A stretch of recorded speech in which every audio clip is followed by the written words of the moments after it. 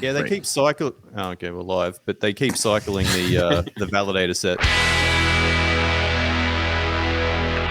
Welcome to Game of Nodes, a weekly podcast on the cosmos from independent validator teams.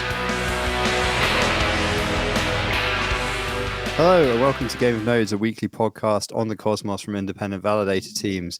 And you've just heard the derailment of our pre-show chat by some confusion from me over what the difference is between say and sui, which I've just learned are two different chains. My mind is blown. I suddenly, because I had I knew that there was some like some talk about the VC. Is it sui that's got the big VC money, and they're just starting to get ready for their test nets and stuff. And I was like, why are people talking about an upgrade on a network that hasn't even collected its Genesis file yet? There we go. That's why. You got it. They weren't. That's why. One letter apart. Wait, one letter apart? Yeah, only one letter apart. Only one letter. But in different orders. See, it's very subtle. Very subtle, that difference. It's a Cosmos and Osmo are not that far apart either. It's a fine line between clever and stupid. But why male models? I always go back to the Garth Marenghi joke of like, I'm a writer, which means I just hit the keyboard and letters come out. Now getting them in the right order. I mean, that it's still probably my favorite. It's actually very similar to programming as well, that instruction. So anyway, this week's episode is a bumper DPS episode, given all of the things that have happened in the cosmos this week.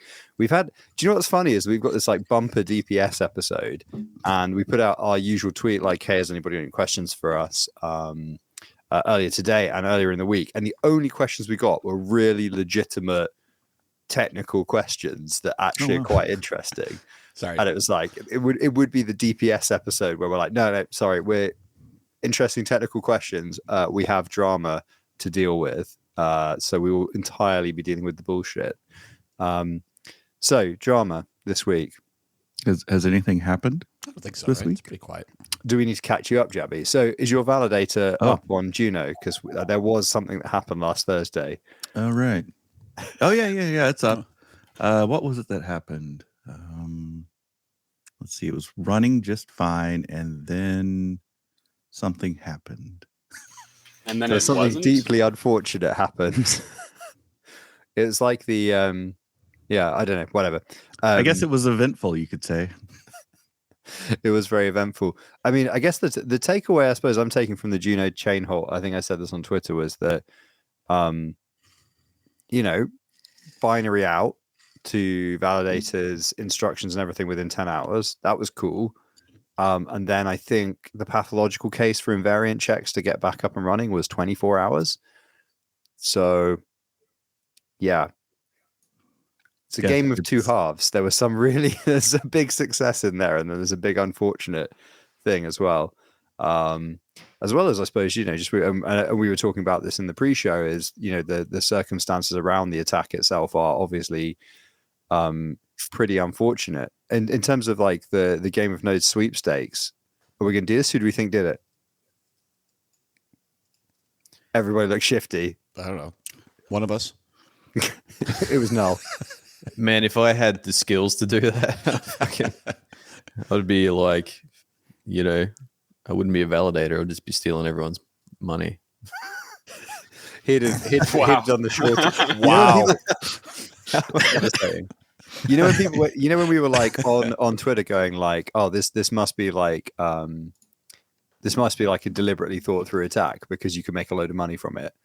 Null is the example of the person that would take the money and not attack Juno just for reputational damage. He would 100% have waited until it went live and shorted the shit out of it.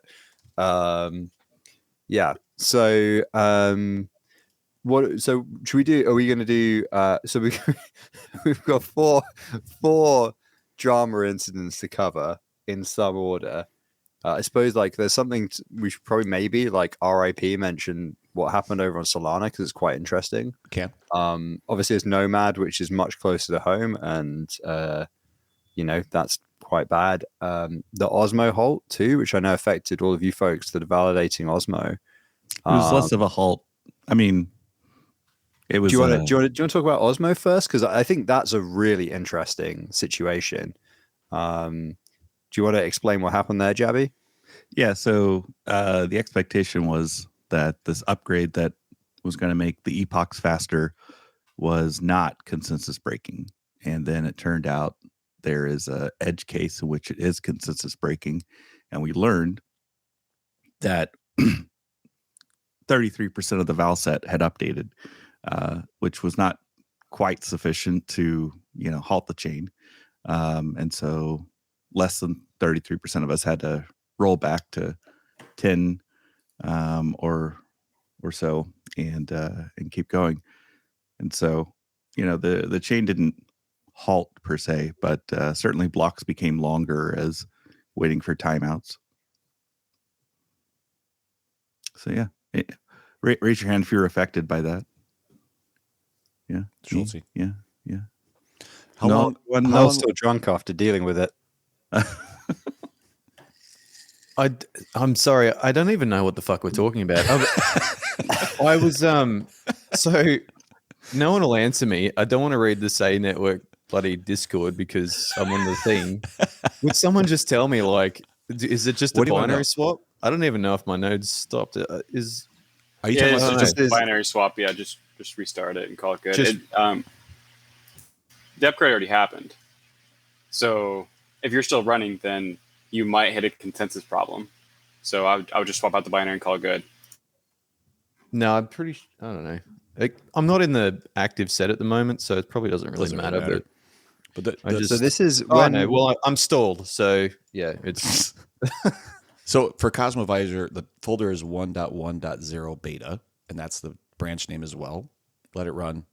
It'll catch up. Yeah, I'm not using Cosmovisor. Okay, then just build one. It's running full beta degen mode. It's a test net, man. It's where I learned to break shit. There we go. Restart. Surely it's easier to just provision the same way you would provision. Well, whatever. Okay, we obviously have different approaches. Well, I've restarted now, so I'll see if my monitoring now says, "Oh, it's unstalled." It's all fine. So roses. So when we had that question on a previous episode, and somebody was like, "How did this get started?" and I think one of us, possibly me or Null, facetiously went, "Oh yeah, well we basically used to just be on a video chat and then we decide to film the video chat and then that is the podcast." This moment perfectly illustrates the truth of that. Like normally we have like a veneer of professionalism where we're not actually talking actual shop, but this is the moment that breaks down. So yeah, is there any now we've done debugging Null's testnet node, is there anything else to say about the Osmosis thing? It is a quite interesting case on, I guess it's not so much even like there was no real problem per se, other than I suppose it maybe shows the complexity of upgrades and how they pertain to consensus, right? Well, I thought it was a... Go ahead. Sorry. I thought it was pretty interesting because the consensus breaking part of it was that the end logic was the same. It was that like the way they did the logic. So let's say you did like a transaction, then you did a stake in one function. It swapped those two, right? So normally that wouldn't matter if it all went through correctly because all the gas would be the same, all the estimates would be the same, whatever. But because they swapped, if it failed earlier, and that's what ended up happening, that's where the consensus breakage came from. While there's optimization happening, it was just some kind of weird instance that caused the issue. And so how long ago before the halt did that upgrade request come out? Like I'm curious to see how long it took for 33% to be able to use the new binary. A week, I think. I think it was about a week. Isn't that right, Jabby? It took a week? It was for something, I think it was for estimating gas. And so it wasn't even like an issue within like the transactions. It was just when you estimate gas, now it's not quite the same. Right. So it was very... Go ahead. We so this was all precipitated by the number of gauges that were created for free, right? And doing some back of the napkin math and figuring out that, oh man, this is going to actually take a little while longer to accomplish the epoch. And so then we have this update where it's using caching more intelligently. and only a subset of the validators actually adopted it. Mhm. If all the validators had adopted it, then we would have retained consensus at that point. But because of the way that the reordering happened, there was a disagreement, and us early adopters got the ability to clean up some disk space.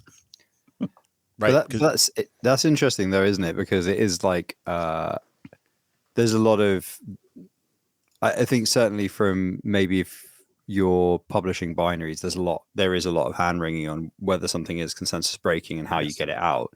And it just goes to show that even if you have a pretty good idea, there's a chance that the kind of the tail of how long it takes people to actually do that deployment can have unintended effects, sometimes quite bad ones. And this is a relevant discussion actually recently. Obviously, there have been some security things happening. What? We've already mentioned last Thursday there have been some happenings in our backyard this last week, and one of the behind the scenes discussions around releasing breaking changes and stuff was about like, well, how reasonably can you expect changes to first of all be actually adopted and merged in stuff by core teams if they're not just straight up contained to an upstream dependency, and also like how quickly can you get stuff out to validators? Again, like I think almost every chain has got a different approach for emergency upgrades at the moment, if they even have one. And so that was a discussion from it kind of in an upstream dependency used by a number of chains, sort of saying, well, okay, vulnerability discovered in the wild. Oops, here it is. And there was just like a lot of stuff around that, which I think all of this stuff is very, very interesting because the attack surface of COS and WASM in particular is so much larger than just the SDK, that it feels like there's now, however many chains in production that are now sort of flying by the seat of their pants in terms of having to adopt mitigation strategies as much as normal cybersecurity, right? Because I mean, it's back to the one of the things that came out of last Thursday was, how do you stop these attacks happening? And it's like, well, you probably can't. So can you? It all becomes a question of like, how quickly can you recover from them, right? Well, not only that, but also like, what's the response strategy? I think that's the weakest link in all this stuff is like, how do you communicate with 100, 120, 150 validators? And I mean, we have, Google Sheets floating around that have unlimited edit capability and all these types of things. Like, I think that's the bigger issue is like really a response strategy. Like, how do you, when something like this happens, like Evmos is putting out a build right now that basically bypasses governance, right? That has a specific halt height built in to be able to run another version. I think that's the problem to solve, right? Is like, we know that there's going to be these situations, and the current governance process does not handle these situations. Like, there's nothing built in, at least in Cosmos SDK governance, that says, oh shit, we need to upgrade in the next 30 minutes, right? Or we got to figure out a way to communicate with all validators and all that kind of stuff. Yeah, I mean, and the funny thing is, well, I guess there's a couple of things, isn't there? There are some. There is a way you can obviously broadcast to the consensus set, and you could drop them a custom message type that you could listen for. There's stuff you could do around that. There's also been quite a few discussions around what I guess DAO would call sub DAOs, but what I suppose everybody else probably if it was just natively to a chain, like a multi-sig or something, that could be authorized to essentially say, we are going to take the governance action of holding the chain so that an upgrade can happen. Right. Which is an interesting idea. But obviously, very high risk. Because you're just handing over the keys to the kingdom, aren't you? In that case, as opposed to the whole of the chain DAO, like all of the stakers. So, it kind of comes back down then against the argument of like, well, unless it's a very carefully controlled flex multi-sig or something like that, Because what happens if people maliciously use that multisig to halt the chain? You can't unhalt it via governance by removing people from the multisig if they've already successfully halted your chain, because the people in charge have used their centralized power to halt the chain, right? So yeah, I don't know. It's interesting. A lot of these solutions are really, really interesting, but at the moment, I guess a lot of the ones I'm seeing mainly come from devs, and they kind of implicitly assume that they will be in charge and they can be trusted, which I think is an interesting assumption that I'm not sure holds. Right. Well, and what does trust mean, right? If you're using Osmosis, trust means that they're going to do what they can to protect your funds. But on Evmos, I think it's the first Tendermint-based chain that didn't even try to halt the change. They just kind of let it run its course. So what does trust mean whenever trusting might not be related to the funds? I mean, does it make more sense for them to have not halted the chain and to let the other apps continue running, or was the security of the funds more important? Right, we're talking about Nomad there, right? Yeah, sorry, I kind of like went off in a bit of a tangent there. Well, no, but so we've touched a little bit on Osmosis, we've touched a little bit on Juno. Schultzy, do you want to tell us a little bit about what's happened over on Nomad? Yeah, sure. So the bridge was drained over the course of 3 or 4 hours or so due to a super interesting exploit where basically the bridge, it's kind of like admin user, I guess you could say, is effectively like null. So anyone can treat themselves as the admin user of the contract. And so if you looked at like Etherscan and you saw a transaction you liked, like, send 100 Bitcoin to an account, you could just copy that contract and send it to yourself instead of someone else. That was basically how easy the exploit was for the bridge. That's simplifying quite a bit, but that's kind of the TLDR. And the interesting thing about it was that the teams were aware of it happening like in real time. And even more interestingly was that an audit caught the issue and was like marked as will not resolve, which is kind of funny. But right. Anyway, but they chose to let it run its course to try and resolve it. Hold on a second. Can we just back up a second before you continue the explanation?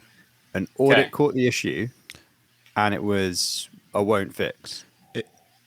I think when I read that same page, we'll find that, and maybe Schulte, you can send it to me and we can put it in the show notes for everybody. But it looks like that the team misunderstood the audit results, right? They read it differently and didn't understand the actual issue and just said, "Oh, this is not a problem," right?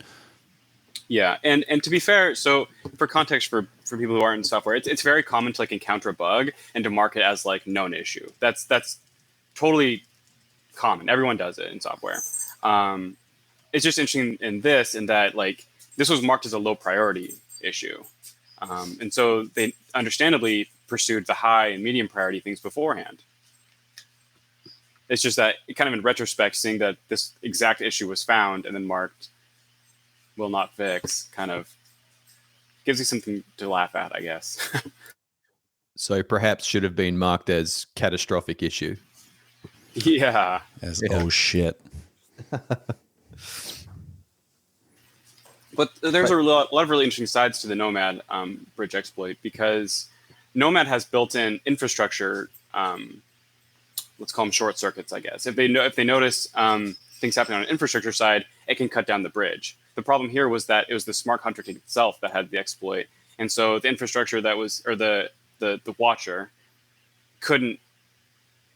It had no way of monitoring a smart contract exploit versus an infrastructure exploit. And so their built-in systems for monitoring exploits or issues to shut themselves down, it didn't trigger. I don't know the specifics of that. I just know it's pretty interesting that they're kind of watching something that they couldn't, or they're watching effectively the wrong thing, I suppose. Right. Yeah, that's pretty wild. I mean, there's a lot of things that are wild about it, but I guess there's also like this question of what is it about bridges that means they are, I mean, what is it about bridges that means they are so prone to this, to these types of attacks? Because it's not just in one ecosystem, it's in multiple ecosystems. So I don't think it's not sufficient to just go, oh yeah, the problem is that they're using Solidity and not Rust, because Solana got owned as well, right? They've had bridges that are owned, and that's, you know, in a very, very safe language as well, which should be more resistant to kind of everyday program mistakes that you make in a language that doesn't have ADTs and stuff. So yeah, is it just that it's the highest risk and most vulnerable bit of the infra, and so it's naturally going to suffer more attacks, or like what's the property of bridges that's special, or is it just that they're visible? I feel like it's that they're visible, right? Like, I mean, this would be a great episode for Todd to be on, because I know he's actually worked on a bridge, I believe, and he instilled the fear of God in me about bridges. But I think it's just how visible they are. You know that if you can exploit this, you're going to get a crazy amount of funds, and because it's so visible, and generally there's not an incredible amount of code that goes into it, you have a very large surface area to attack. Yeah. And I suppose in this case, obviously it was a ETH exploit, and it was via a pattern that isn't replicated necessarily in other. But then you're just like this. There are going to be sleeping things like this in IBC, in the Cosmos SDK, and stuff that we don't know about as well. So I think that was one of the things that I thought was interesting as well. About there were definitely some IBC maxis in the chat, if you like, who were, to use a word, crowing. And I was sat there a little bit thinking, you know, lads, you know, let's not assume that there are no skeletons in the woodwork. You know, what goes around comes. Skeletons in the woodwork, skeletons in the cupboard. You know, like what goes around comes around. I don't know. I think like when you do that type of stuff in these big chats, you're like inviting people as well to you know, come and test the wares, if you know what I mean. It's like, it's, you know, like with Luna, when, you know, people are running around big noting things, and then maybe that incites some violence of types, you know what I mean? Yeah, it's like, oh, you think your thing's good? Well, maybe let's have a closer look at that. It's like, imagine if you went to the bank and were making a withdrawal, and the bank teller just the convention was the bank teller threw a roll of cash at you whenever you're making a withdrawal. You know, you don't actually go up to a counter. You just say, "I want $100," and then she eats it at you, right? Yeet. That's what I think of bridges as operating as. So let's can we take like a little step back, and because not everybody who watches this is going to know like what a bridge is and how it works. So I attempted this on Twitter the other day. Do you guys mind if I try and explain what a bridge is from one side to the other, and then you can correct me all the way through it? I'm like 5, so if you could explain it that way. Yeah. Yeah. I will try to explain it like we're all 5. I'll fuck it up, and then you guys will have to like correct me to the correct answer. So, all right. So the goal is to take token A or token and send it from chain A to chain B, right? Natively, the chains don't talk to each other. So someone has to come up with a way to reliably have them communicate with each other and transfer tokens. So I believe what a bridge does is that you have smart contract chain 1 and smart contract chain 2, and then you send a token to a smart contract on chain 1.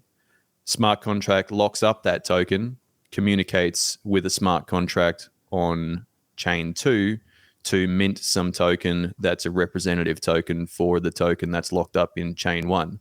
So that's when you end up with wrapped assets like wrapped ETH or wrapped SOL or wrapped shitcoin, and then you can use that on the counterparty chain to your heart's content as a wrapped asset. So the value on the counterparty chain is actually a representative value of the value on the host chain.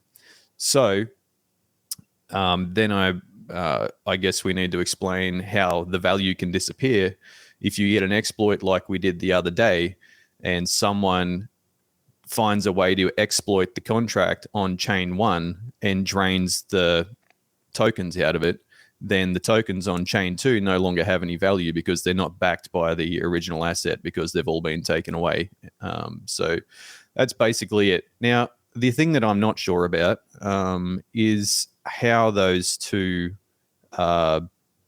smart contracts communicate with each other. And I think that people run a blockchain of some description which has communication with both of the chains. Is that right? Or is it just like some sort of third-party software someone's running in their mum's basement? Yeah, kind of. So in order to communicate between the two, you'll have some sort of API. And so if you're going to like transfer a token, it's pretty simple. It's actually like you send the token and then you send an address with the token saying the output's going to be here, right? And you're going to have like software in between the two chains that just take that address and then it mints it and sends it off. And so all it is like send it here, mint it, send it to this address. So in order for it to work, you have to have access to both chains to a way to talk with them. But that's it. It doesn't require any sort of like big behemoth third party or anything. It just requires access from the two chains. They're basically light clients in the same way that light clients exist within IBC. So this is why you see IBC maxis, or why we did see IBC maxis, crowing a little bit about the whole IBC model, because there is an argument here where you go, well, if you can derive if you can derive something like a valid BEC32 that could actually uniquely obviously you can uniquely represent it via IBC, that's the whole point regardless. But if it could be agreed upon that you can open an IBC channel and your chain is made to be compatible with IBC, then you could use IBC as the mechanism rather than a bridge.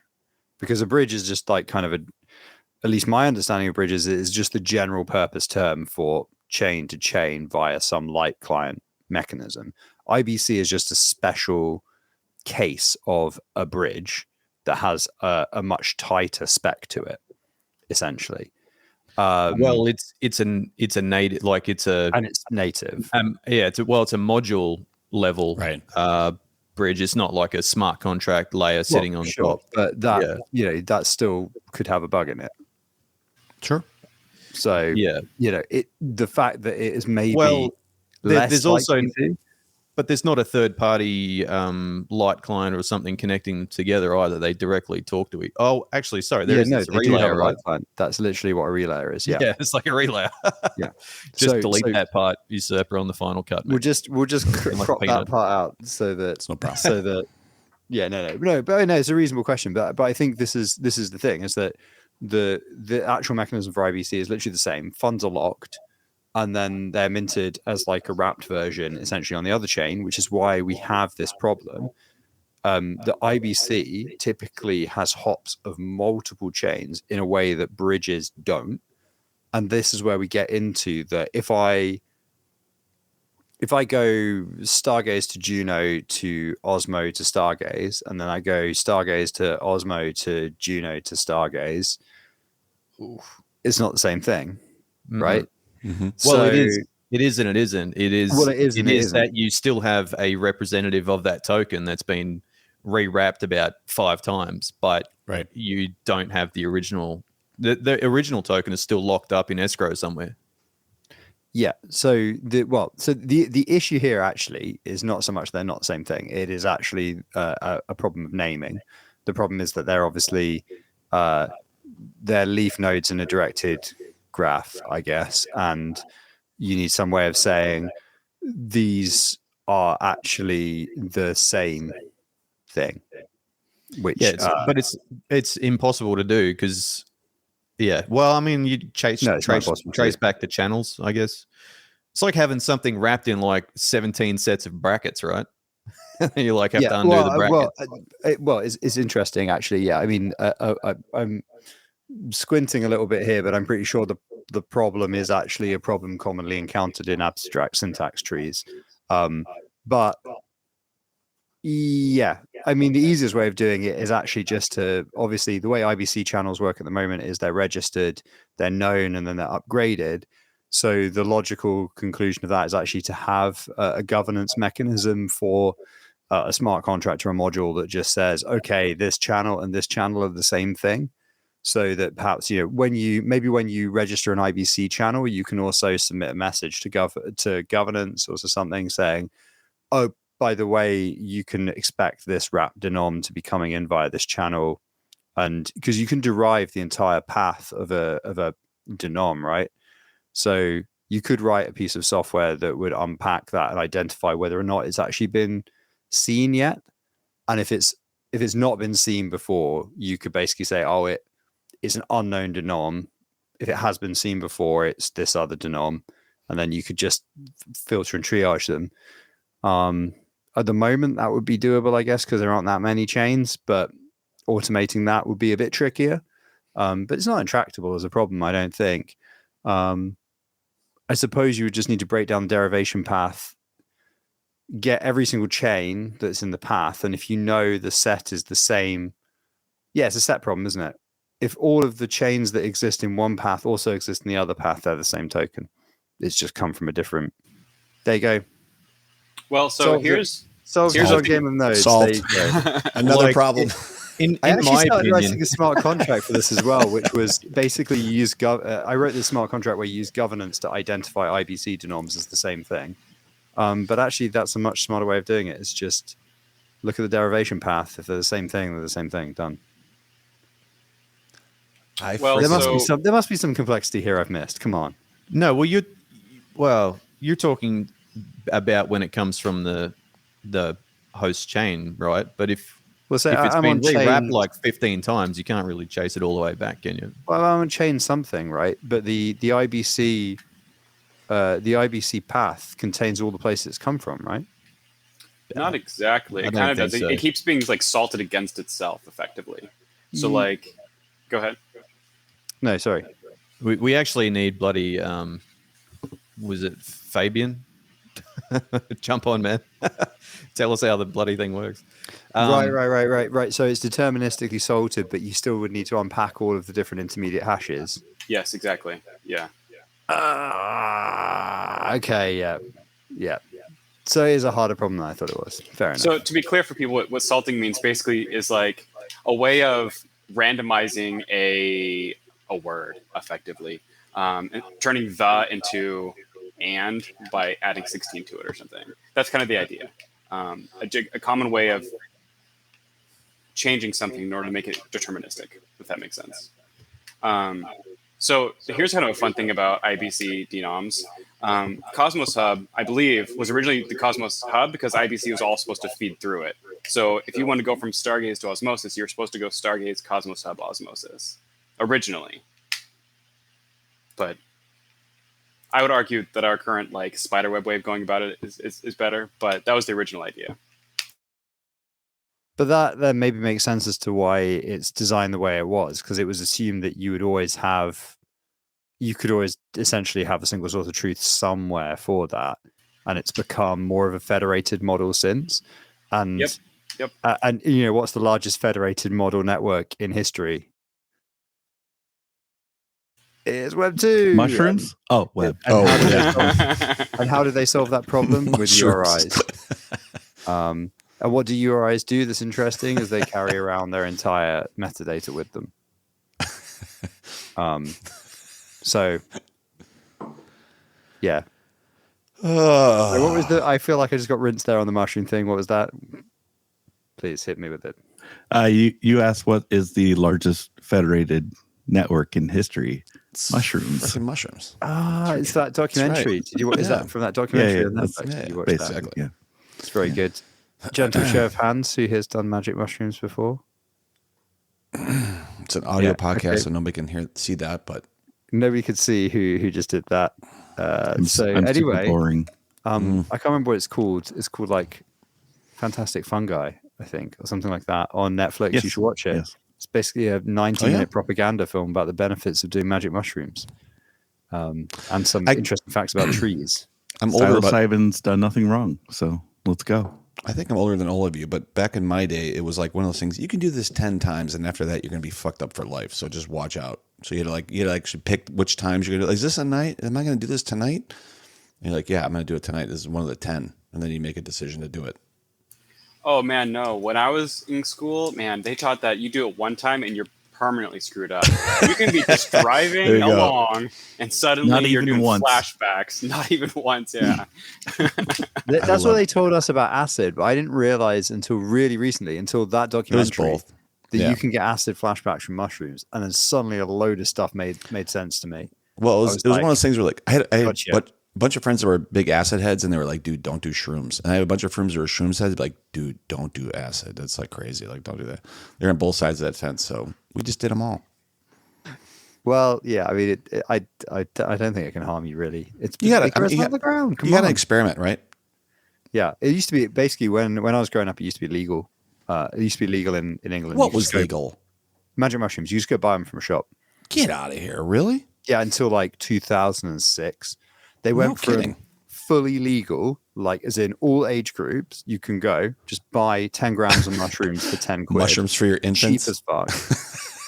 Yeah, guaranteed afternoon nap. Here you go. Straight to Class A. They went straight from free, buy them, they're really cheap, nobody gives a shit, to 20 years in prison if you give them to your mate. No, yeah. Like, what if you just go pick them out of the paddock and eat the fucking thing? Well, that's the fun thing, isn't it? Because they grow all over the fucking place. As long as you know what you're growing, yeah. Well, I mean, they just grow in the woods. Like, I live in the north of England. There are plenty of places they grow. Some of the freelancers I used to work with on a previous project, they would just like a couple of times a year just go camp in the woods and do shrooms because they're just like, oh yeah, we know where there's a bunch up in the trees. They're definitely available around here as well. This is like the opposite of the marijuana story in the United States. Like, hey, if you touch this stuff, you're going to jail for 30 years. And like 2 minutes later, like, it's fine. It's no big deal. We've realized there's quite a lot of money involved in this. Oh, yeah. Can we tax this? Oh, we can? Yeah. Holy shit. We're actually suddenly decisively on board with this. Maybe we're okay with this, actually. Yeah. What are we going to do about all the people that we put in prison during the war on drugs? Nah, we'll leave them in there for right now because we're making some money on that. But yeah, I mean, we're too busy really making money to worry about that stuff. So Todd says a referendum on the next ballot to legalize. I thought pot was legalized there. Are we talking about mushrooms? We're talking about mushrooms. I think it means mushrooms. Wow. If we're talking about mushrooms, then maybe I need to take another trip to Colorado. Why is pot legal but mushrooms aren't? Because mushrooms, it's a different level, man. Like, I would never get in a car. I would never, like, I would. You would be scared. You'd be scared. You don't get in a car after smoking a bag of you weed. inject mushrooms one time and like your whole family's dead. So don't shoot up mushrooms, man. Don't shoot up mushrooms. Fucking what? Clearly, definitely don't shoot up mushrooms. That's a good PSA, with, man. Fucking hell. That is a good. That is a public. One guy, he like injected marijuana and it was all over. That was it. Next thing he knew, he was tweeting as his dog. Yeah. Kevin asked a good question. How do we get from IBC to talk about magic mushrooms? I don't know how he actually made that leap, but it was a leap. It was the largest federated network, and it's the psyllium. Should we move on? So, I mean, back on the denom. So I think basically the-frey, correct me if I'm wrong, at the moment we manage the denom by everybody agreeing that a certain thing is a certain denom from a host chain, right? And basically, it's a UI UX issue thing at the moment. Yeah, I think we try not to we try to make it so that people are we don't really have. You know what? The reason we don't have the big problem at the moment is that the de facto hub of Cosmos is Osmosis.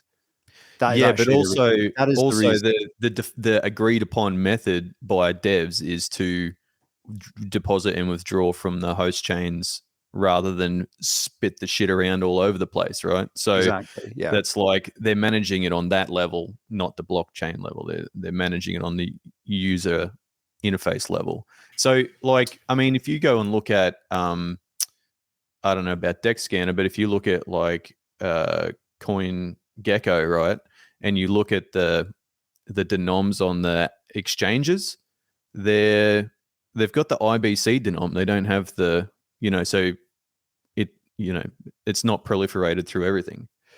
Yeah, Well, I guess that's probably not- because they get their feed from Osmosis, maybe. Yeah, well, they're probably getting it straight from the API, right? The Osmosis, price API or something. So yeah, and they don't have like something to convert it in their own system. So because everything's still reported in the API as an IBC denom, but there's the UI makes it it renames it to the host denom. So I think they've just got a table of like IBC denoms that match up with Juno, Evmos, all that stuff, just in the Osmosis software itself. So because if you put the IBC denoms, no one would know what the fuck was going on. They'd be like, what is this shit? What are all these numbers, man? Well, you do remember when there was that thing where the UI for Curb fucked up on Osmosis, and it was just like some random IBC denom, and then the pool was just some random GAM thing, and it was just like, wow, the shitcoin just got even shitter. Like it was completely incomprehensible, and it was like, okay, well, so now we've seen under the hood. Yeah, right, exactly. IBC 42069. That's the Curb. Thanks, Callum. I like how Callum came on last episode and like was actually like completely normal, didn't drop any memes, didn't drop any shit posting, and then as soon as he's back in the chat, he's just like Mr. Anderson. Yeah, Yeah, exactly. but he did make me feel a little bit dumb being in the presence of such greatness. You'd I be don't even used to tell that if you're being feeling. serious at this point or not, but look, we're going to choose serious. We talked about fucking roundabouts. We did talk about fucking roundabout. Hey, and that's like, the comments I saw on Twitter and stuff were, it was like, There was a lot of interest in the roundabouts. watch Game of Nodes. There was Really? conversation Chat about city about planning. roundabouts. I mean, Lot- if you lot want of to talk random about facts. roundabouts, I'm game. We have Yeah. one at every intersection around here. It's You have amazing. roundabouts. We have about 200 and some of them in this area. That's crazy. I I don't have to stop from any point to any other point. This particular region I live in is all about them. It's weird. Like U.S. states have some of that. Like Indiana, were well, not to dox, but I think you've doxed yourself there before. Yeah. But Indiana, Michigan's the same way. Michigan has a shitload of roundabouts. I'm in Pennsylvania. There's nothing. They would run into each other.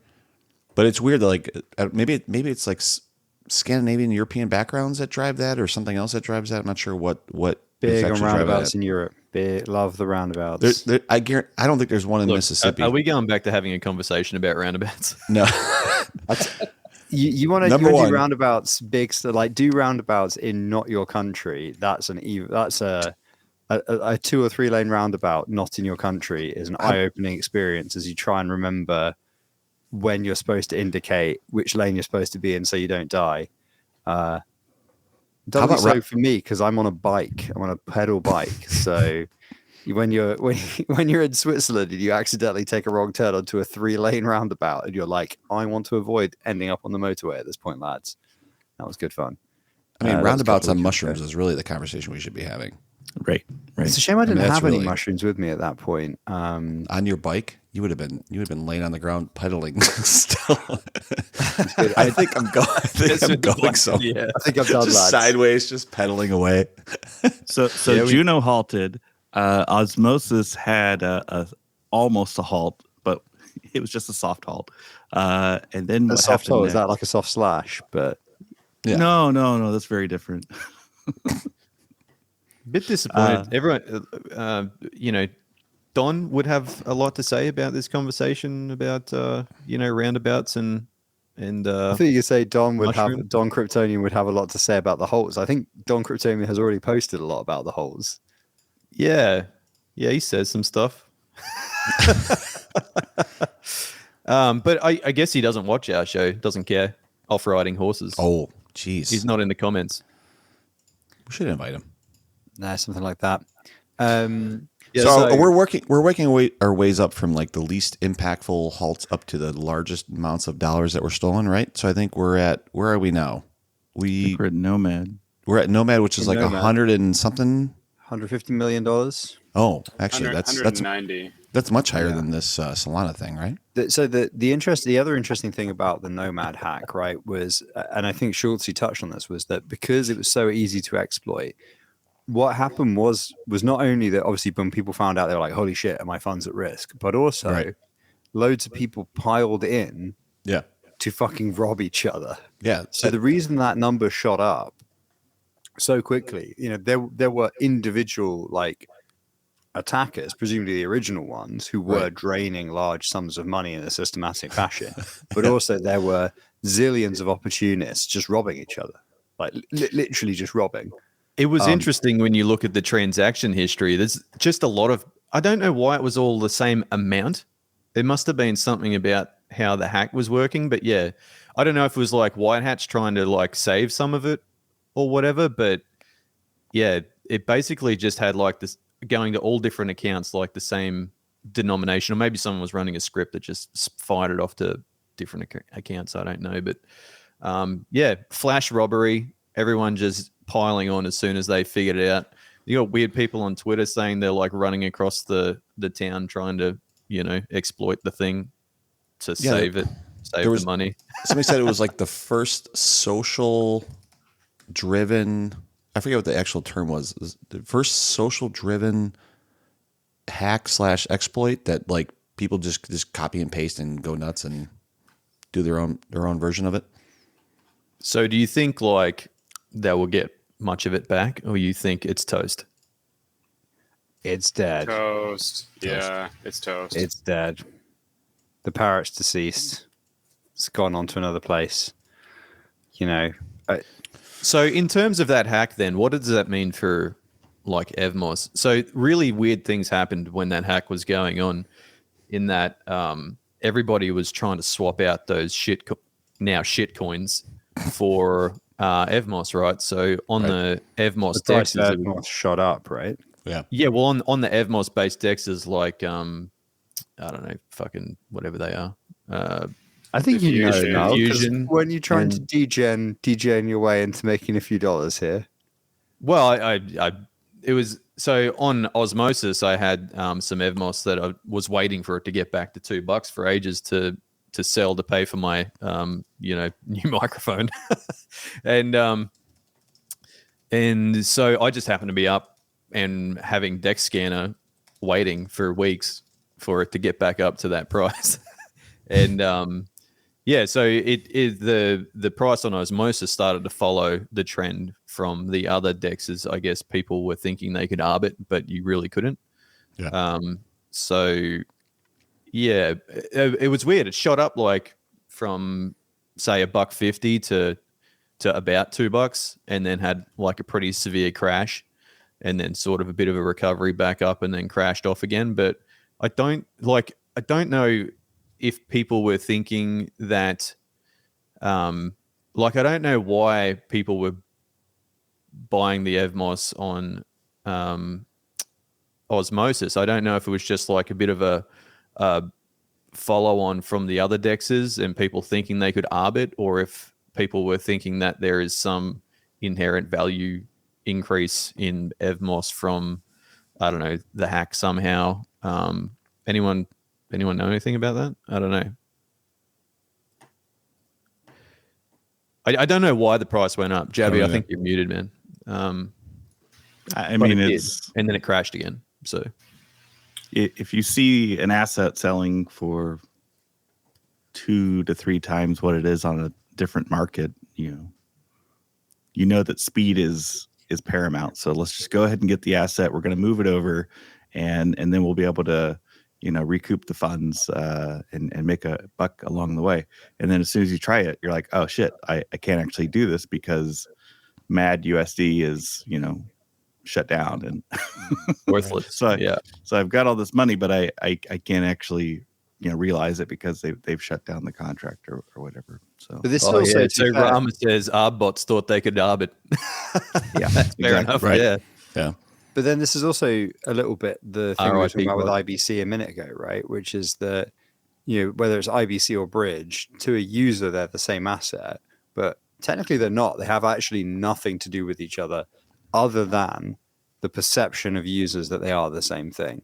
As soon as it's made obvious that they're not the same thing by a hack, the value goes from something to nothing, like that. And that's interesting because that doesn't happen with Forex, for example. There isn't really. Is there an equivalent of this in like traditional finance or Forex or something where you do have maybe futures contracts is the only thing I can think of where if I bought like coal futures or I don't know, let's say I buy oil futures because I'm a fucking prick, and then there's like an oil rig fucking blows up and kills like 1,000 whales or something, and then everyone's like, fuck, and then the price goes down.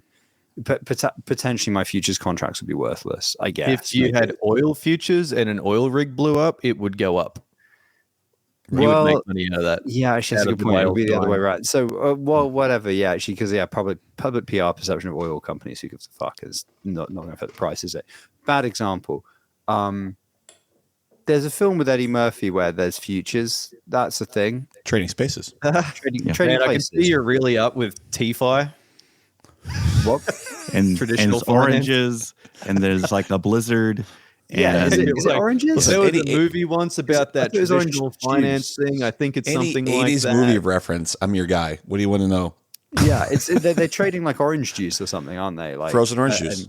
Yeah. Frozen orange juice, right? Yeah. And it becomes worthless because the harvest is different or something, and they've overbought or oversold. Man. But, No, but, the Dukes pay off some dude for a copy, which turns out to be a fake copy because Eddie went and figured it out. But a fake copy of the frozen orange juice process, and then they actually, I think they short it is what they do because they think it's going to be down, but it's actually up. But meanwhile, Eddie Murphy does mushrooms, and everything comes out fine. okay, well, it's good to know. It is that the like mushrooms right. came I in think handy. that's how I remember it. So- Something like that. Yeah. Okay, well, so even Eddie Murphy did not encounter a situation in traditional finance that was anything like the experience of a bridged asset going to zero. Is what There is no such. Well, actually, maybe. There's Well. the Say you ETF have thing a going on right container now. ship Well, full of subprime housing. materials. Subprime housing. Wait, the 2008 crash was- derivatives based credit off of default an swaps. underlying asset. Yeah, okay, man, is we an get it. example. You're like, I fucking know it. I know it. The derivative. I know this one. There was a movie.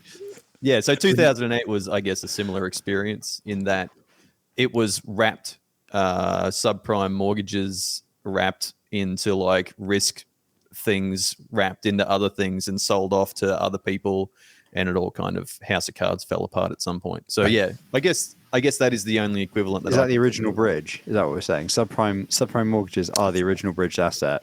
Don't at us. Well, No, there it's- is kind of a fun traditional finance version of this with the Bitcoin ETF, because everyone assumed that it'd finally get through, and then the SEC was like, "No, it's not," and so then the ETF is basically becoming worthless, and it's part of the reason why Celsius and BlockFi went down, because they banked big on it. Oops. Wait, but was their ETF just Bitcoin? Yeah. So you'd buy But then how's that an Bitcoin. ETF? It was basically just a wrapper of Bitcoin, right? You're trying to bridge Bitcoin into the real world, and the SEC was like, "Nah, dude, you're not doing So it's that." like buying one stock. So it's like not diversified risk at all. It's just like we banked the entire farm on Bitcoin and now we're broke. Yeah. And so when the SEC said, "Nah, you're not doing that," the value of said bridged Bitcoin became worthless, and then the company, I don't remember which company it was, still had all this Grayscale. Bitcoin. Grayscale, thank you. Yeah. Grayscale. Synthetic IDOs. Lol. So that's just selling stocks that represent a real stock that have no tie to it.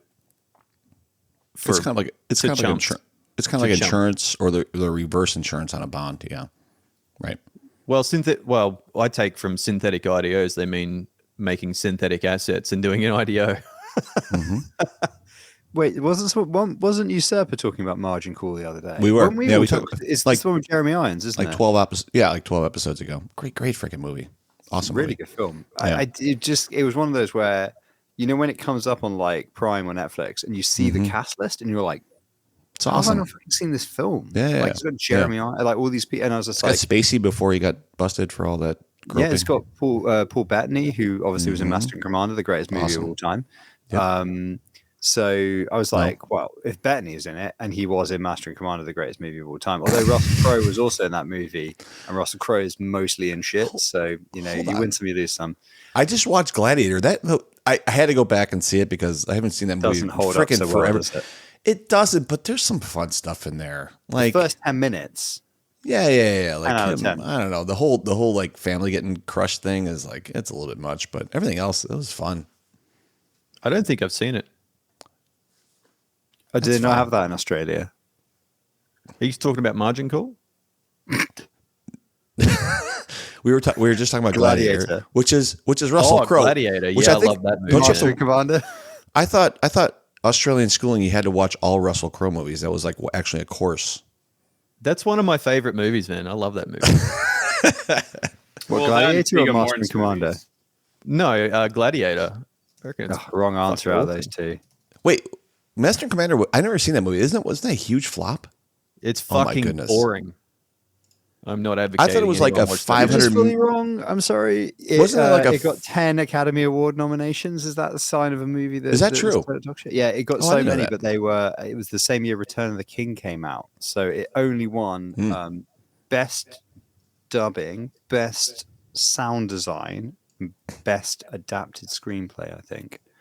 No, Best Costume Design. It was like 3 really weird where they were like, Best we have to give cosplay. it something, but we've also given 7 to Return of the King. So you're going to have to just have the miscellaneous shit.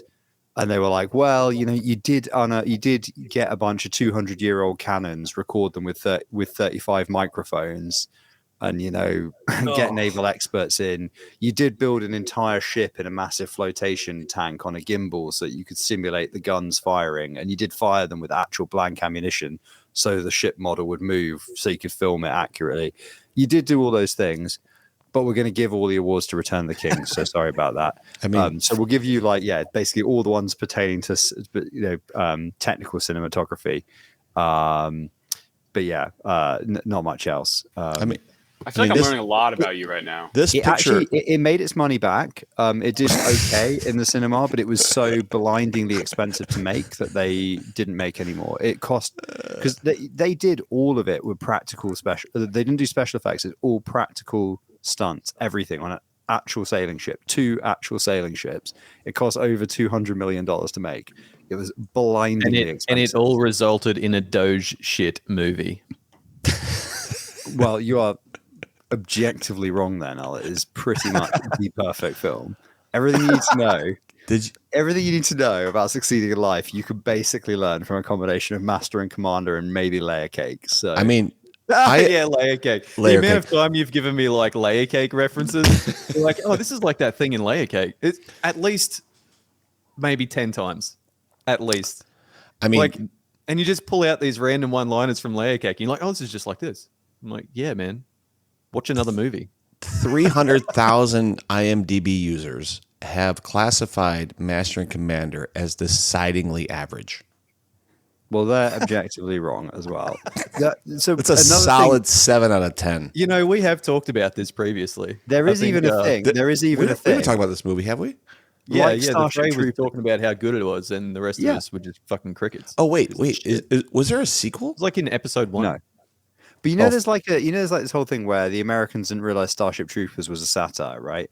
And then there were Yes. all these think pieces that came out like 20 years later being like, Verhoeven's Starship Troopers is actually a clever satire. And everybody in Europe who watched it was like, yeah, did you guys not see RoboCop? Like, the guy only makes satire. That is I'm doing my part. Yeah, what's a Starship Troopers also one of my favorite movies. It's a way fun better movie. than Master and Commander. but It's better than Master and a similar Commander, thing right? is starting to happen with Master and Commander. If you go on YouTube, there's a bunch of people with like these hour-long video essays being like, "This is the most underrated film of the last 20 years." But you're not that And I'm person, like, I right? never You actually underrated think it, this lads. is good cinema. I don't Right, you're think not- they are doing that, man. I don't think they are. I think you might be on mushrooms more often than you think. Is this satire? Well, What does what this have to happened do with like, Juno the on Kraken? Cosmos Validator podcast? Oh no, this is film school with the Frey. okay, a quick search on YouTube reveals at least two. Yeah, the best Star Trek. Well, that's weird. Okay, so the whole thing about why it's really good. A 3.8 million views history breakdown on how historically accurate it is. 661K views, the most underrated cinematic masterpiece, the greatest film in the 21st century. There was a lot of video essays basically saying this. 1.9 million views for famous movie scenes that are historically accurate. A bunch of expert reacts. Yeah. A drinking game. That's cool. The Master and Commander cool. drinking game is very good. I would recommend that. Look, man, just because people say it doesn't make it true. I think it's like a pretty heavy minority are advocating for this film. Whatever. I don't give a shit. Fuck you. So you do give a shit. But you clearly give a shit. I mean, the best movie of all time is Homeward Bound. Because it's a delightful story actually about a couple dogs trying to get back home. There's also a cat, but it's mostly about the dog. Yeah, we don't really talk about the cat. I used to watch that at Christmas on my aunt. That's a good film. I think we can agree. I mean, this came up because of Paul Bettany, and Paul Bettany is an awesome actor. That guy's great. He's great. I haven't seen Master and Commander because I have good cinema taste, but I think you need to. I think you need to watch Master and Commander before you make that statement, because I will. I'm going to watch it this week. That's my homework. That's my Game of Notes homework, is to sit down. If you think Gladiator's half decent and you watch watch Master and Commander, just I wish I was open-minded at that time. Usurper, let's watch Master and Commander. Let's do it. We'll come back next week. We don't need to do it together. Let's just do it as homework, and then let's jump on a call together. We'll put it on. Get some whiskey out. Stare at your Akash sweater for 2.5 hours while I watch Master and Commander. Write 5 pages of reasons why it's shit for the next episode. I could name that movie in 12 notes. Yeah, Mystery Science Theater 3000 type thing. That would be perfect. Yeah. We can have a book club, but it's a movie club. And on the blockchain. Let's turn it into a. There we go. That's it. Let's do Mystery Science Theater on a shit chain with tokens. And then the worst movies like Master and Commander, you can stake on. Wait, what? Hang a second. What if we do create a marketplace for movie reviews? What if we just do that? Does it need to happen? No. Will we make? It's gonna be worth billions, lads. Is this just another module for Hal? Are you about to have another DGen moment? To be fair, everything's social, including movie reviews. So let's just throw it in there. Callum's in the chat. What if Callum says we're doing it? We're doing it. There you go. He can be our chief product officer. Is Callum actually the boss of you two? If he says it's DGen enough, we do it. And then I trigger the Lamborghini clip, and then we move on with our lives. And that's a feature. It's on the roadmap. I do like Paul Bettany. That's my last comment. I nominate. I feel like this comment puts Putmos in our camp. Usurper. I can't. Can you read that? I don't want to read it. It says, I don't know. I read that as don't put it on the podcast as watching because it's shit. Nobody can see this, so read it as Putmos. I think that might be an oblique reference to the Family Guy Master and Commander joke. Surely, the Family Guy joke about Master and Commander. We do. It's too cultured for us, brother. I think they also think it's awful, right? There's just a cutaway. It just goes, they're watching the movie channel. It goes, and now we go back to Masturbator and Commander, and then like there's like a French ship firing at this British warship, and there's sort of like bashing on the captain's door, and he's just like, "Sir, fucking hell, should we return fire? Crikey!" And you just hear like this gruff English voice go like, "1 second." That's the joke. That's the beginning of the joke. So I want that Putmos' comment kind of. Anyway, DPS. Yeah, let's get back to. Let's talk about dogs this. Per second. Dogs per second. So dogs per second. Let's talk about this Solana slope thing. Is Solana bigger value than Nomad? No, I think the Solana one's actually quite small. Oh, yeah. I heard it was like 8 million or something. That's like really? So it's like 1/19th the size. God, that took me way too long. $8 million, like not even worth bringing up. Yeah, that's small fry. That's a day. Just a day in crypto. Just a day. Can I just butt in? Can I take an opportunity to get us like demonetized? Please. With that sexy voice and that new microphone, hell yeah. Family So- friendly. No. Yeah. Well, this is It's totally demonetizing. Now return to the afternoon movie, Masturbator and Commander. Captain, the enemy ship has opened fire on us. I'll be right out. Sir, we've already lost 10 men. Hang on. Sir, don't you think we should return fire? Yeah, go ahead and do that, and I'll meet you up there in like 5 minutes. Wow, Yeah, you had pretty that much on. sums up that movie. Yeah, so it's like I just kind of vaguely remembered it, but yeah, that says a lot about my ability to remember useless shit when I can't even remember the name of a method call, doesn't it? So just so everybody knows, that was Masturbator and Commander In my radio voice. in my radio voice. Yeah. So Link hey, link in the did show everybody- notes. Okay, before we go back to this exploit business, did everybody see June last year? Was anybody into that? You know the new June film? I did, yes. I Denis watched Villeneuve? Dune. Yeah, Yeah. you know, I didn't Dune. realize that was like part one of fucking however many parts they're gonna do until I got to the cinema, sat down, and it got to the credit, and it was like June. I was like, fucking, let's go, and it was like part one. Yeah, I was Right. so disappointed when I got to the end of that, and I'm like, fuck. Yeah, I literally I was sat in like the third row at a packed cinema, and I just went, what the fuck, like involuntarily, and then they were like, everybody around me was like, shh. I'm like, oh fuck, sorry, I'm not in my fucking living room. Wait, Devastating. is this a June? June?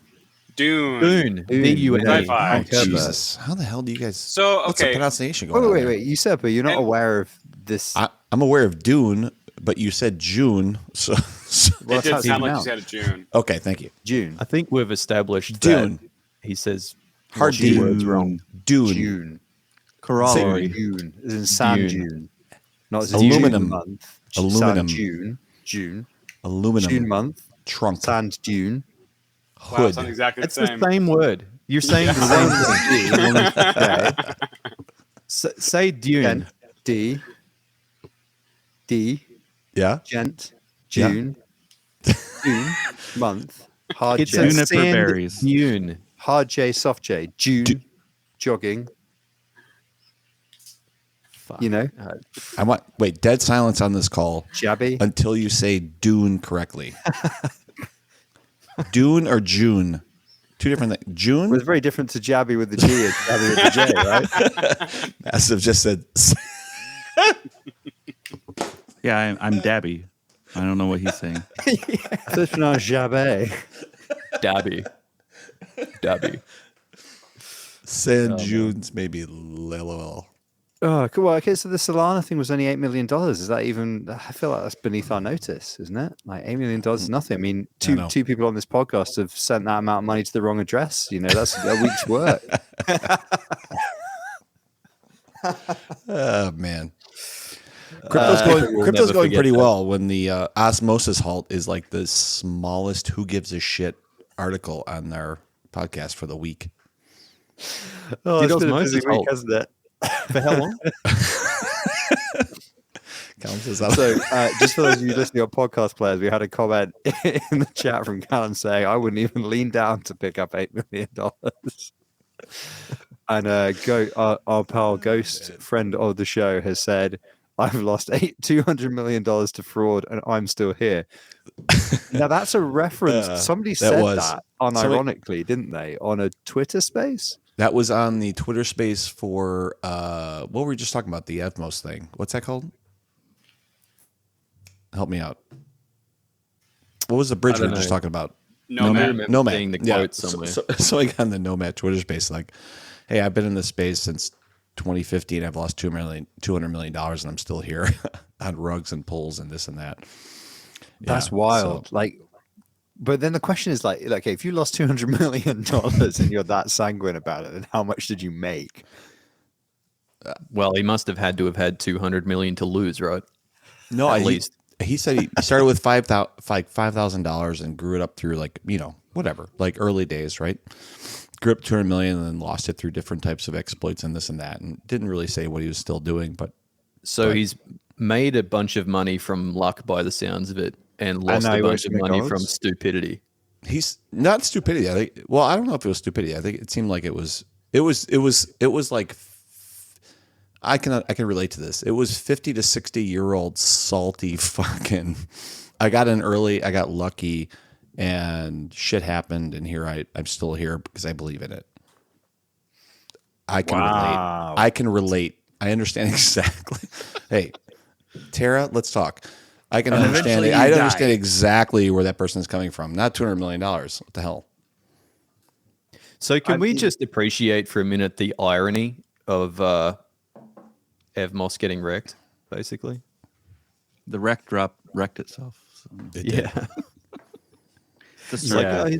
It's a circle. Oh, man. I don't know. It's unfortunate, I guess. Although I guess technically Nomad got wrecked, not Evmos. Trickle down Yeah, economics. but the effect is that everyone on Evmos got wrecked because they all had those wrapped assets, right? Yeah, that's true. So God, I mean, it's like, you know, it is like a moment's silence for all the people that were using that bridge. To be fair, that is absolutely pretty. Well, Yeah, it's pretty nuts. It's Anyway. I mean, the worst part about it is that, like, I mean, there's like that's guy who turned 500,000 or sorry, 500,000, $5,000 into 2 million and says, "Hey, I got this for $2 million or whatever the hell it is." Like that's a nice story and it's fun to laugh at. But there's a lot of people who start with $5,000 who lose $5,000, right? And the numbers of those is probably multiply 1,000 or 2,000 or 10,000 to 1. And that's fucking awful. Which just basically means that like this idea and this whole vision for how blockchains can solve some problems is just not going to happen, right? Or it's going to be delayed for X number of years because of this shit, and that's bad for everyone, right? Like, it's nice to talk. It's not nice. It's interesting to talk about what's going on within Nomad or this stupid wallet thing, where I guess they were just taking customers' 24-word seeds and plastering them on billboards. I guess is the story with the slope situation. Yeah, so somebody posted in the chat, possibly Rama, that it was apparently like some integration pathway where they were just being like, here is a seed phrase. Here you go. And you're like, okay, well, yeah, so it's not an upstream. Well, maybe there is some element of an upstream hack here as well, but like equally, there is a very, very localized piece of stupidity that's happened close to the seed phrase that has resulted in it actually getting leaked in the first place. So, yeah, I mean, it sucks, and I feel sorry for the people involved, but it is like, oh, okay, well, touch wood, that doesn't mean there's not going to be like a knock-on run of things crashing as a result of this. No. And to be fair, actually put these hacks into perspective. None of it's as big as Terra. UST depegging is probably going to be the biggest shit show from this bull cycle by a big margin. Sure, but I mean, again, that's at an aggregate level. At an individual level, it's still fucking awful, right? Like, I mean, right? So it seems like, yeah, it's just, I mean, I think friend of the show, What the fuck? friend of the show, Jack, said something along the lines of like, "Hey, this is the importance of open source wallets," and I would agree with that. This is a closed source wallet that was an iOS type of thing. People probably selected it based off of screenshots in the iOS App Store, right? Based on what looked pretty or what they thought might be useful. And next thing you know, you have a situation where behind the scenes they're doing something stupid, which they should not be collecting seed phrases anyway, and that should never freaking happen. That should always be local on device. And why those seed phrases would make it back to a centralized server or wherever the hell happened is utterly freaking ridiculous. And it's a but how would anybody downloading an app off the App Store understand that, right? I mean, that's kind of the issue, right? You just kind of pick it based off of reviews, and I look at stars, and next thing you know, your funds are drained because you have a company behind the scenes that's stupid. Yeah, I mean, I guess all of us would do our due diligence for anything we run as a validator and stuff, but have all of us audited the code of Ledger? Ledger, Kepler? No, but I have never installed an iOS web or any sort of mobile wallet. That's the other piece too. It's just, just Well, use yeah, I mean, Kepler and a ledger, but yeah. Yeah, I mean, I don't even buy. I wouldn't even buy a fucking pizza from a phone. I literally, Right. my phone is for messaging and looking shit up. And if I need to pay for anything with a credit card, it happens on a laptop. Really? Yep. I use Apple Wallet like crazy. Yeah, I mean, I use that. have a card that only is a cash card. It only has some money on it, which is in my Google Pay, just in case I need to when I'm out cycling or something like that, and I've only got my phone on me. Yeah. Well, credit cards are different because there's some protection there. Like I'm paying for that service, right? Like there's a percentage that they're getting, and I'm paying for if something gets hacked, it's on them. That's not on me. Like that's part of the value of paying there. But, I'm a cash only kind of guy. I don't have a credit card. I don't have any of that stuff. So, and you go to a bank vault to compound your rewards. Yes. I don't believe in credit. I don't believe in loans. I don't believe in credit. I think it's all a way of creating compliant bodies under capitalism to do the biddings of a corrupt upper class. And I don't want to be a part of. I have a student loan, which I'm not super happy about. It's the only way I can afford that. Everything else, I refuse to participate in late capitalist credit systems. I think it's a scam. It is a scam. And then when people try and create this stuff on a blockchain, I'm like, well, I don't get involved in TradFi. I wouldn't get involved in a blockchain. I think it's a system of economic slavery. It has no other purpose than that. So debt. Yeah, debt. Yeah. Have you read 5,000 Years of Debt? I think you would enjoy it. No, it sounds interesting. Obviously, the irony, I suppose, here is that, you would expect me to be one of those people that's like, oh, the government budget must be balanced. It's like a household budget. But actually, when it comes to government economic policy, I'm exactly the opposite. I'm like, spend all you want, mint debt, don't give a shit. It's government debt. It's a 150-year time scale. Nobody cares. So, a man of contradictions. Put this on your book list. It's David Graeber. Oh, it's Graeber. Graeber. Oh, yeah, okay, I've read some of his stuff. All right, yeah, okay. It's called Debt: The First 5,000 Years. It's a good book. I will go and buy that. I can give you. Relevant. Do you want to recommend back if we're doing serious books? I recommend Skunk Works by what's his name? Let me talk amongst yourselves. I'll find you a reference for. My current book reading is Mistakes Were Made, but Not by Me. I'm reading through cognitive dissonance. I'm reading through The Shock Doctrine by Naomi Klein. What's that about? Basically, how the CIA screwed South America. Oh, nice. Nice. More than that, but that's a pretty decent TLDR. Jabby, do you have a book that you're reading currently? Debt: The First 5,000 Years. Oh, yeah? Really? Yeah, I'm through like the first few chapters of it, and I'm like, oh yeah, it's totally. We're just compounding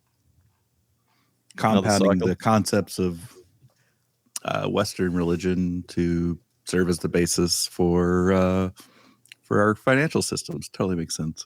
Yep. Oh man. You said? Yeah, I'm reading Master and Commander, and it's fucking garbage. What, the novel, the original novel, the highly regarded... God, I don't want a Wikipedia article around it. I was just making a joke. It's a beloved series of 18 books. I don't care. Stop talking about it. With a similar stature to the Sharp novels. It's literally like 400 pages with just a picture of a shit on every single page. It earned a solid 7 out of 10 on IMDB. It's a picture book of turds. No, this is good. This is good. Usurper's already worked himself up into a hatred. So when he watches it, he's going to be like, oh, hang on a minute. It's actually quite well shot. And the sound design is very good, actually. I don't say that. I've never seen it. I have no opinion to this movie. My opinion is purely towards your love of it. Look, this man's talking about like lighting effects. He's got a fucking broken lamp pointing at the wall for his lighting in his studio.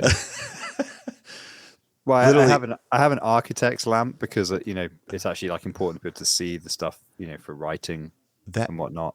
That is an unshaded bulb sitting on a broken lamp that has no backlighting. There's no key light For everything, like I said, you walked away before. I Get said a for everything that you diffuser, man. spend in audio, you That. spend the inverse in lighting. What this? looks- I don't know what like that you're is. sitting near It's an an architect's lamp. It's a really really good long work lamp. So all of the stuff on your desk is evenly covered, and it's also it's different colors during the day and night, so you can work late at night without ruining your sleep. I would describe that lighting as harsh and inappropriate for a podcast. Get a fucking ring light. Well, I have a ring light, obviously, but I prefer to You not do? be like set in the dark, which is what it feels like when you do that. Ugh, you're yellow. Very Ugh. weird.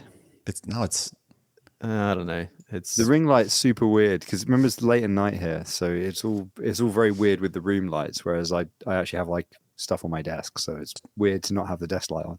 Anyway, the book I'd recommend is Skunk Works, a personal memoir of my years at Lockheed, by Ben R. Rich, ghost written by Leo Amos. It's a very, very excellent book about the research and development and managerial strategies of Lockheed Martin Skunk Works that allowed them to develop the U-2, then the SR-71, then the F-117 Nighthawk. so we will put all these books in the show notes. in the show right? notes. I hope so. Yeah. Yeah, you guys remember what we talked about. But sure, obviously, I will go out and buy your recommendation of a book, and I'll go read it, and you can have a review on a future episode. And yeah, Shock Doctrine is like a solid stone cold banger. No Logo by Naomi Klein is actually, I guess, the original inspiration for Howl for fans. Really? Yes. Huh.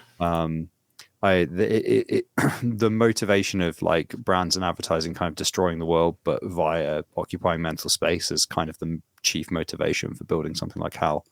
It's also my chief interest for joining the blockchain space in the first place. Interesting. Good to Another know. I haven't heard recommend that one. is this. I have heard of that book actually. I can't say that. What are you holding up? Oh, you've been Touch talking to Meow, have you? Man, I picked up. I saw that in the DAO Discord, and I bought it. And I read it when I'm giving blood. It's quite enlightening. It's not what I thought you were going to say there. Giving plasma takes a fair while, and I like to sit there and read like these little these little things. It's hilarious. People are like, "What are you reading?" I'm like, "I'm enlightening myself." Oh man, Very good. Yeah. Okay. Well, so should we talk about how the Juno halt happened? Do we want to post mortem of that? Well, Is that interesting? let's Is there any more? with- Is there any more DPS to go over from the other DPS that we haven't gone over yet? And we've also got some questions here. We should maybe answer the questions Do at we? some point. But Ghost asked, "Business that bad yet? Start donating plasma." we don't get paid in Australia, UST. man. It's freebies. You just People get get cookies. plasma for freebies over here. Yeah. just like Null's T-shirt, it's another freebie. Mm-hmm. It's fallen on hard times. Yeah, I'm not sponsored by a cash, but Living room provided by IKEA. If you want to like sponsor me, maybe we can work something out. We can work something out. Yeah, I won't tell anyone, and I'll shill your shit on Twitter. Greg, reach out. Come on. Yeah, just reach out to me privately. Did you get the T-shirt before or after Greg came on Game of Nodes? Nah, it was like way before. It was like a year ago they sent me this. Fair enough. Tie-in. So sorry, Noel. What did you want to cover before we? Oh yeah, let's just I would like to just commend the incident response this time was very good in my opinion. Quite a quick turnaround. It was like an all hands on deck thing. Yeah, you might be able to explain it in better words than me, but from the moment it was like identified that the chain was halted, instead of like freaking out, people were straight on to finding a solution. I think it was a pretty quick turnaround on a solution. And we have like a playbook now, is that right? For crisis. Yeah, I mean, in the sense of obviously we have to find and patch the thing first. That's the unknowable bit. But as soon as we have all I that think stuff, that we have happened to fail quite it. quickly. I think Yeah. that happened within a couple of hours. Yeah. Yeah, I mean, there was obviously we're very lucky that we had a staff looking into it as well, but also there were what's his name, Angelo from Bitsong, Dimi, And, obviously. Ethan was there as well. Ethan was about there. There were a lot of people around, and I think actually the person who first, so obviously somebody decompiled the contract, and it was something to do. There was some mention of reply. I think that was the clue. It was time, and then it was reply.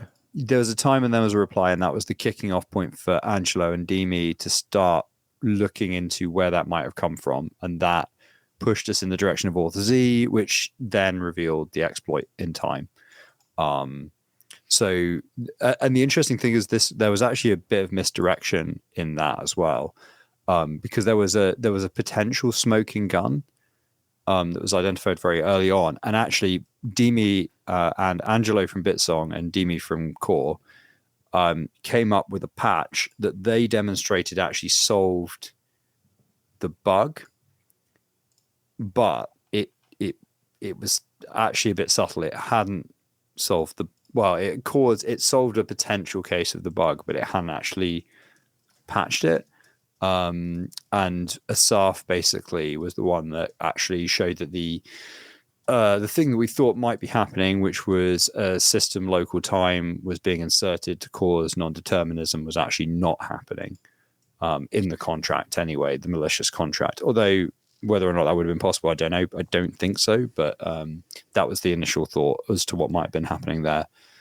So can you then break down, like we're five, how the exploit halted the chain?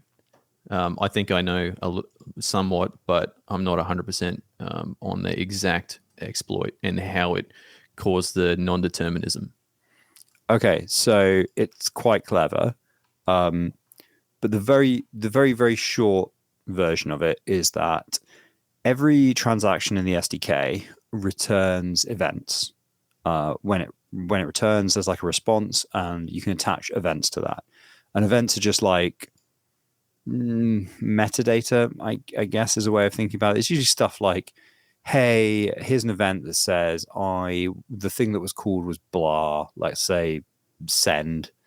The sender was this address, the recipient was this address. Like, all three of those might be encoded as events, I guess, right? And they're serialized via protobuf, bish bash bosh, right? They're outside of consensus. So they're not validated by the blockchain state machine before they're committed. So they are not deterministic. They usually are in practice, because obviously anybody who works on a blockchain is afraid of non-deterministic behavior in general. But they're not. This is the crucial thing: is although they almost always are deterministic, they're not guaranteed to be deterministic, and it doesn't matter that they're non-deterministic because they're outside of consensus. So who gives a shit? And here's where it gets fun, right? Because within CosmWasm, you can read events from other CosmWasm contracts. This is how you pass information about things that have happened, right? So somebody worked out that using the reply endpoint, which essentially takes input from the result of an operation in either the SDK or another smart contract, you could collect those events if any of those events were non-deterministic, right? So within CosmWasm, there's no non-determinism in that because of the way the serialization works. But what somebody had found was that in Auth Z, there was a situation where the events returned were not always deterministic. It was, I wrote this down, it was, message grant and revoke, right? So what you see in the contract is it's calling them a whole bunch of times, because sometimes it's non-deterministic. Well, sorry, it is non-deterministic, but sometimes the result will be different, right? So then what you can do is if you feed a whole bunch of those transactions to a whole bunch of those events to the reply endpoint and you ignore success or failure, and then just say the hash of that, eventually at some point they'll disagree, right? Across different validators, and you get an app hash. Well, you don't get an app hash, you get hard fork. Okay, so they've taken the output from a module as the reply with junk.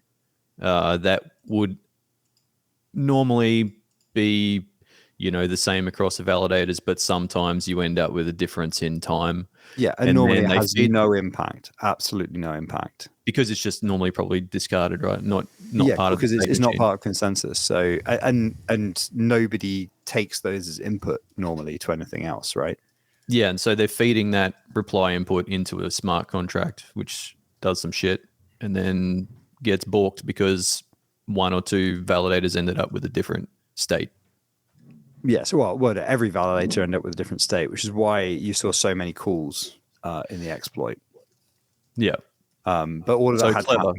Yeah, it's clever. It's a clever exploit. You had to have spotted the exploit in auth-z.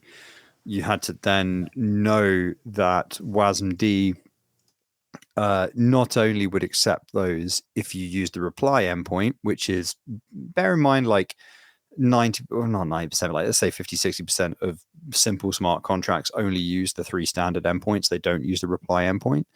So you had to know about that. And then you also had to know that the WASM module that implements CosmWASM doesn't do any additional filtering that would change that output to the module, and that it accepts events from other non-WASM modules to the reply endpoint. So that's quite a few things to know. I think I have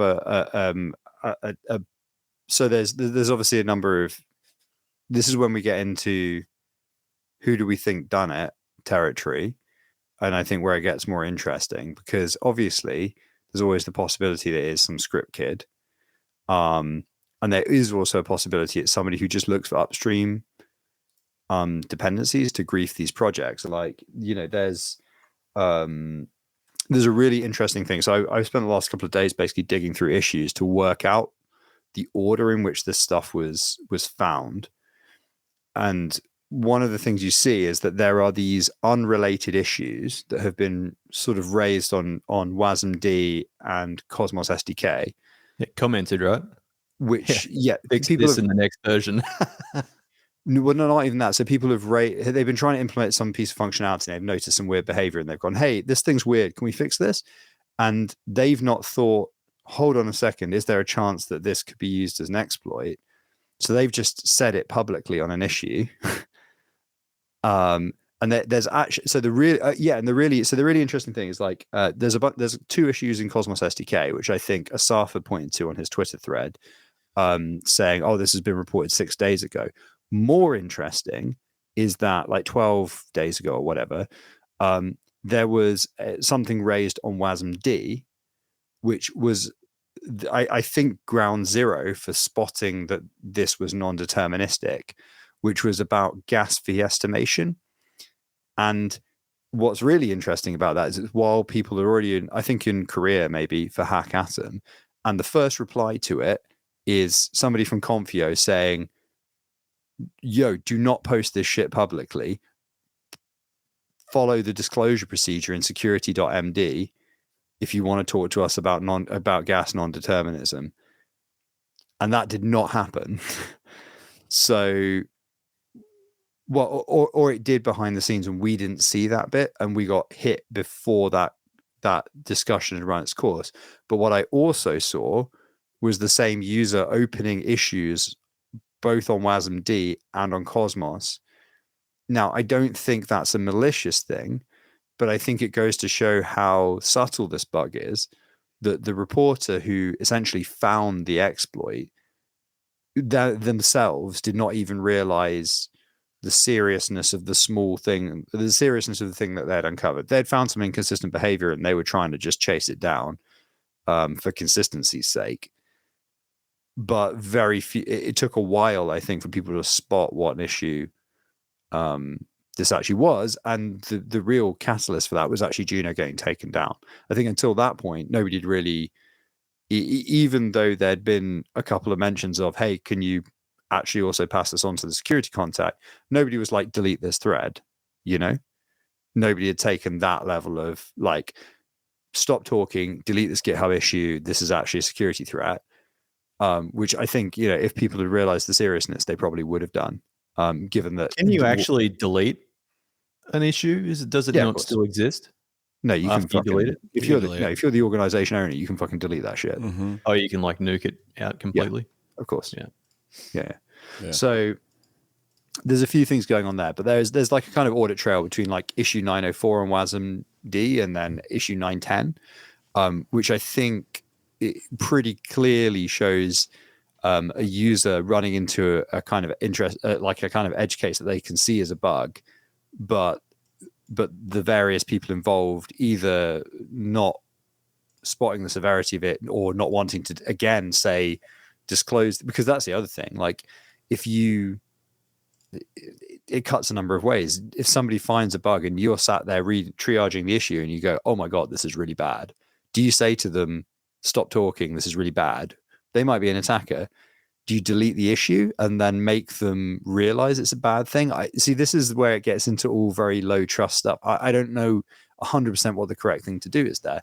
You know, do you delete that issue because you don't want additional people to see it? But in doing so, at least that one person knows that they've probably found an exploit. You know, that could be a throwaway burner GitHub account, and they could be the person who hit us. I don't think they are in this case because they've been too kind of doxing themselves and noisy on GitHub, and they seem to be genuinely working on another project. So I don't think that's that. But I don't know. It's all quite interesting, I think, from that kind of maybe social side of things with this. Like how do you manage that risk surface? Do you know what I mean? And as an aside, just for those who are kind of interested about how this stuff works, obviously serialization and all that kind of stuff is a more complicated subject. And there's an interesting point here, which is that protobuf itself is non-deterministic for maps, and that all that kind of stuff is used quite heavily in Cosmos. So when I say like people are very alive to non-determinism in Cosmos, and Jabby will obviously also know about this, is that there are a series of ADR decision records and design patterns in Cosmos to deal with non-determinism in serialization cases. And it's why anybody who's worked with the SDK sees like there's quite a weird sort of syntax for a lot of the stuff that's basically ordered maps. So the inputs are kind of ordered to the first key and the second key and the third key. So sort of to the user, eventually they get back JSON that looks like a map, but when it's actually worked with, it's actually more like it's an ordered dictionary, or it's an ordered hash map, depending on your language and what your language kind of calls it. But there's like if anybody's curious, ADR 27 and ADR 20, I think I should look at my pad. ADR 20, hey, are two of the ones that kind of govern that behavior in the SDK, which sort of shows that this is something that is very, very serious in other contexts, but just in the case of events, in this particular case, like it was just not sorted. And then the fix for that has obviously been to just enforce, well, number one, enforce sorting in WASM-D, and number two, filter non-WASM events. So that's how it's been patched for the future, which is, you know, you're shit out of luck if you had a non-WASM event use case that you wanted to feed into the reply handler, but I'm not aware that anybody does. So yeah, that's it. That's the Juno hack. So moving on from that explanation, that long ass explanation. So now you're no longer 5. Yeah, Exactly. I think I grew up from 5 to like 40, and with 20 years of experience through there. But anyway, so one thing that has resulted from this hack also is we have realized the now pressing need to be able to recover from these attacks quickly, which is not currently possible with the invariant issue when we hard fork.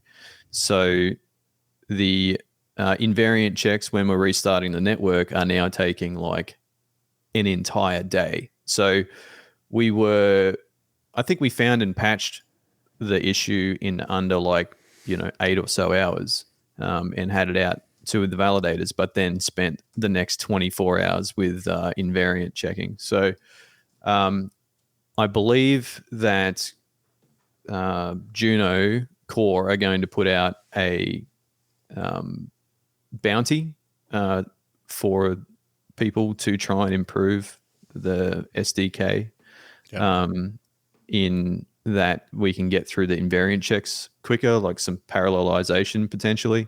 Don't know how that's going to go, but that's going to be an outcome. And can someone tell me what a Nutella kit is? Like the I don't know.